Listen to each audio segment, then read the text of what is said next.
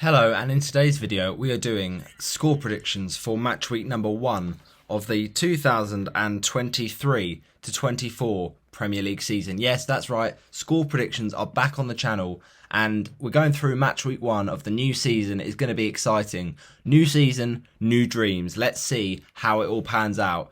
But before we do get into my predictions for the opening game week of a new season, let me remind you that I did, of course, do my Premier League season predictions in the table and who was the top scorer, who was the top assister, most clean sheets and all that lovely stuff. So, before you do anything, pause this video, go to that video and put in quickly your table predictions before the season starts on that Friday night kickoff, Burnley-Man City. Get in your table predictions and then once you've done that, come back here, listen to the video and then hopefully my predictions will give you a bit of, thought and a bit of inspiration. You don't need to copy all of them. I know that I'm that good at predictions, but, don't feel you need to. You're not obliged to. But yeah, feel free to drop your score predictions also in this comments of this video, and I will be rating out and shouting out the best ones in future predictions videos. So if you want to join the predictions league for the Premier League upcoming season, then get your score predictions in the comments. The scoring system will be 3 points for the correct result. So for instance, if I said a 4-0 Man City and it was 2-0, well, that's 3 points. But then it would also be 5 points for the correct result and the goal difference. So if I said 2-1 Burnley and it was 1-0 Burnley, then that's the right goal difference.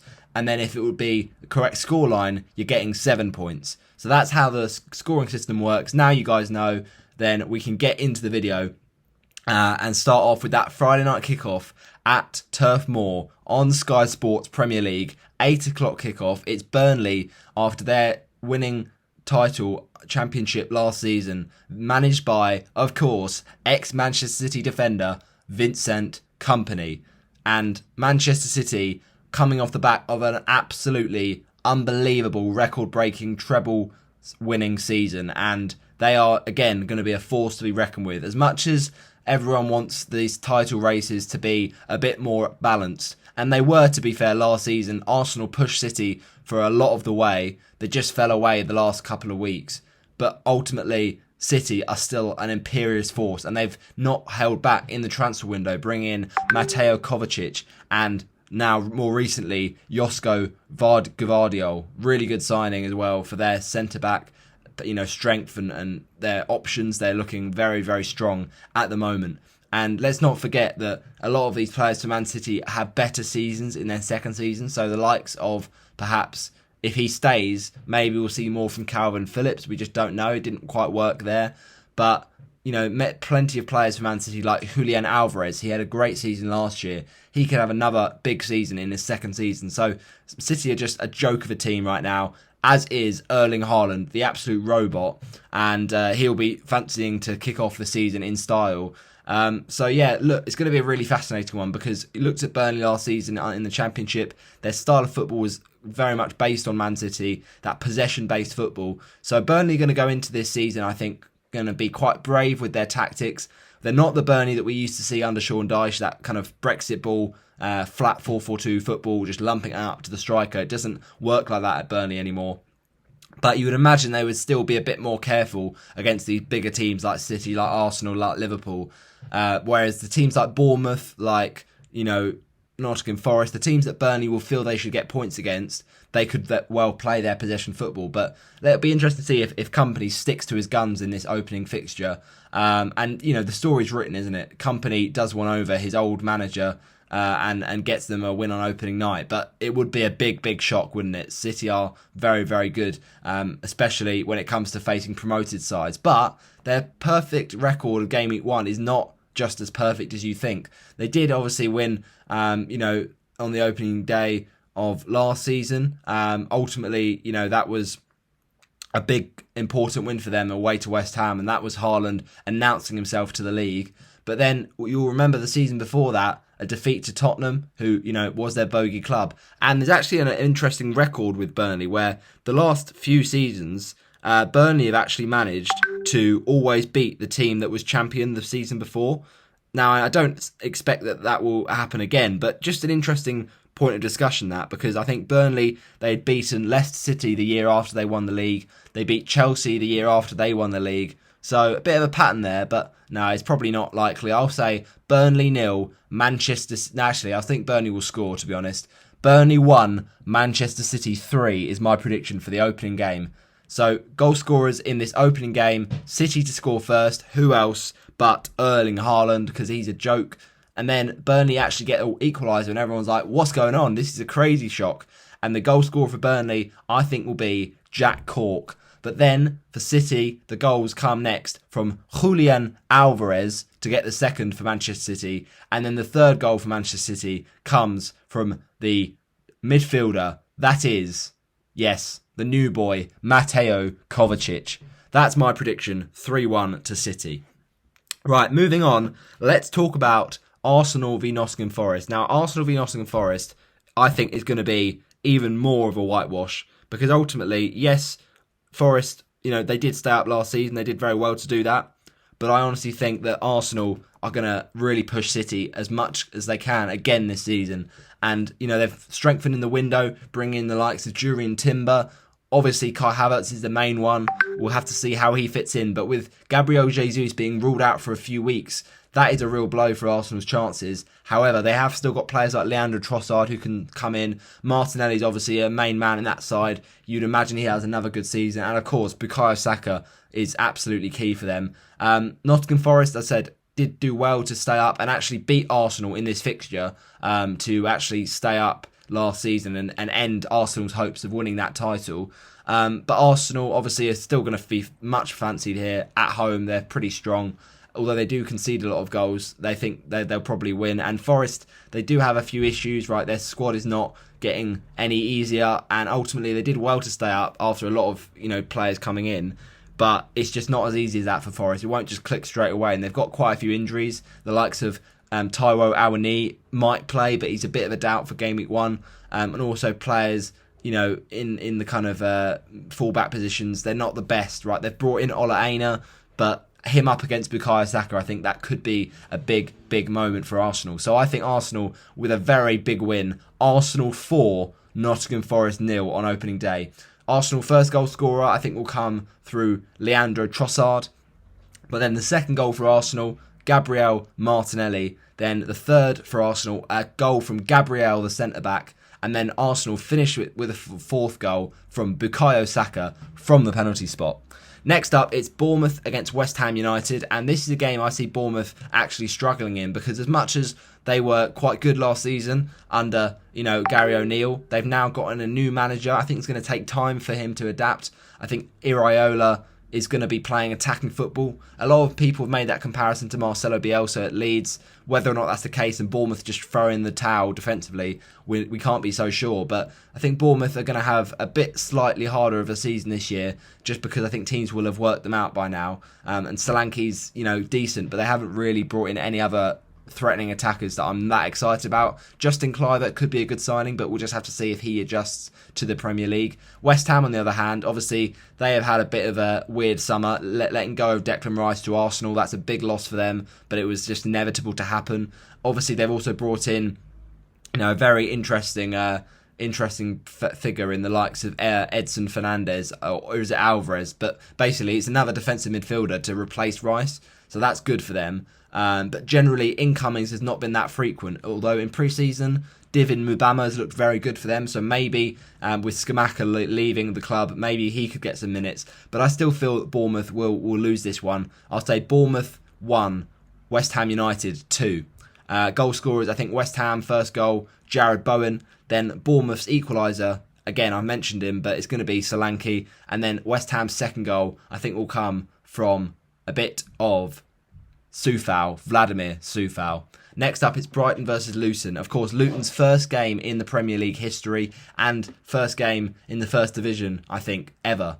Or maybe I'm wrong with that. You might have to fact check that. But generally, Luton have never been this far. And they are absolutely, in a different multiverse to the division they're in right now. But fair enough, Luton. You've just about managed it through a penalty shootout.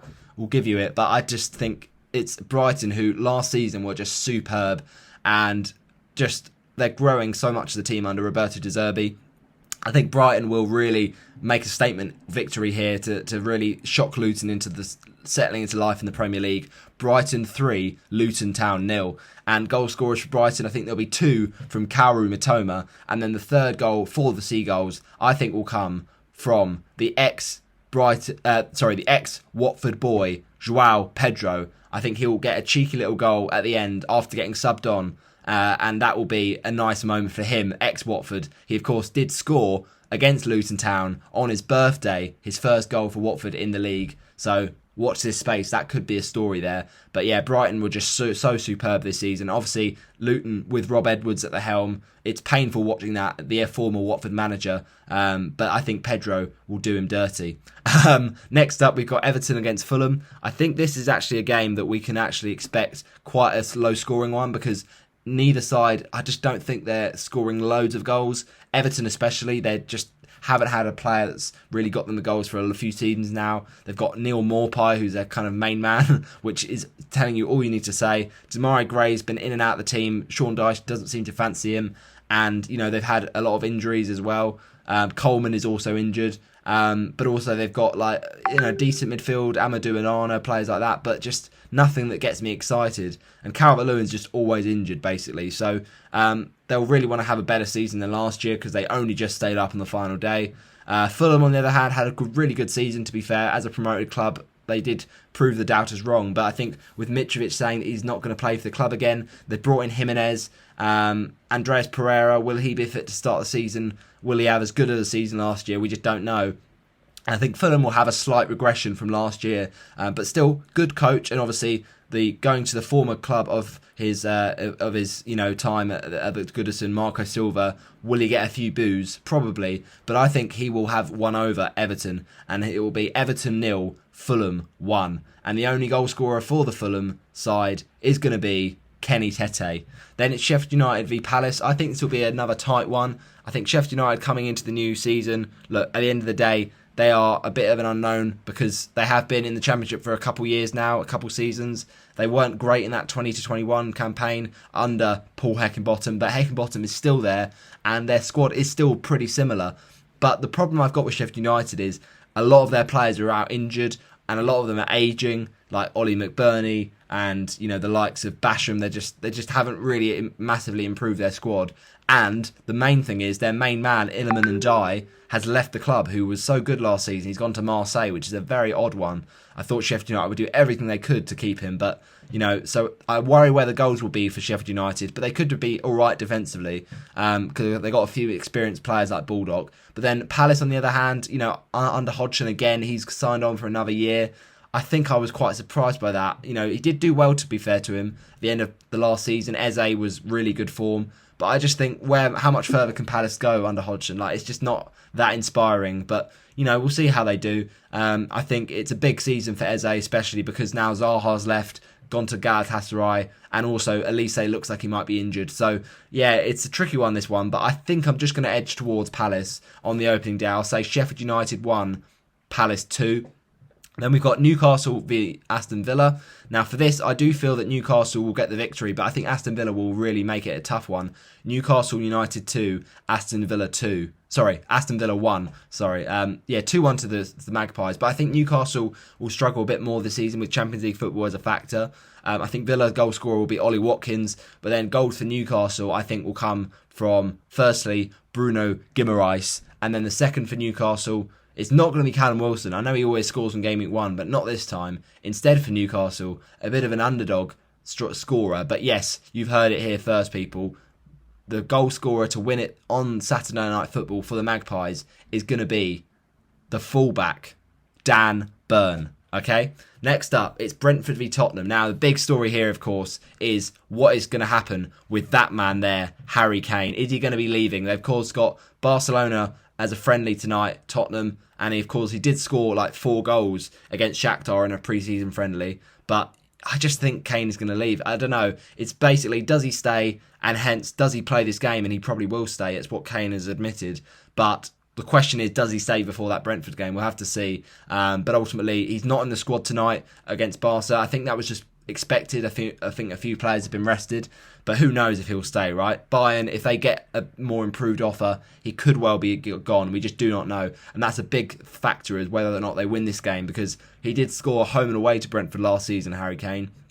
Now, Brentford, obviously, really well-run club, had a good season last year. Ivan Toney was brilliant, but now he is now banned with that betting charge. So they've got Mbeumo, they've got Kevin Schade, they've got Johan Wissa. So they've got a few still decent players, but I think they're going to miss Toney. And I think that Tottenham are going to get the win on opening day, but it won't be pretty. Brentford to win, not win this one, but they'll put a fight up for sure. Brentford 1, Tottenham Hotspur 2, and Brentford goal scorer I think will be Johan Wissa. But then for Spurs, the goal scorers, I don't think I'm predicting Kane to score just because of the uncertainty. Instead, we'll go for Solomon and Richarlison. Now, I think Richarlison, even if Kane stays, he'll get a goal off the bench. Now, we move on to the penultimate game of the match week. It's Chelsea v Liverpool on the Super Sunday, and it's live. And this time, it won't be Martin Tyler, Peter Drury. Hopefully, it will be poetic football that we can watch, because the last few years, this Chelsea-Liverpool fixtures ended 0-0 a lot. These are two clubs that are in transition, especially Chelsea with a new manager, Pochettino, and obviously Ange Postecoglou, a new manager at Tottenham. But we'll have to see how Chelsea do. Obviously, they've had quite a good pre-season, but the injury to Christopher Nkunku is a big blow for them. So wonder if Jackson will take the reins and get those goals on opening day. Chilwell's looked good in pre-season as well. Reece James, we never know when he's going to get injured, but Malo Gusto's an attacking young talent that could do well. Liverpool, on the other hand, they've got a changing midfield. Obviously, Henderson's gone to Saudi, which is, say what you will, maybe a bit controversial after his, message about the LGBTQ plus and everything going on in Qatar. But that's what has happened with the Saudi move. And Liverpool have got rid of Fabinho as well, so that midfield is a bit of an issue. And I'll admit, it's not great for Liverpool, because if they've got Trent playing there as a 6 every week, then it's not a perfect thing for them keeping clean sheets. But we'll have to see how that pans out. And I think Liverpool still have brought in some attacking talent, the likes of Dominic Szoboszlai. Will he do well? I don't know. But certainly McAllister was great last season, but we'll have to see if he plays a bit deeper this year for Liverpool. And that front line is just so hard to guess. But Cody Gakpo could have a good season.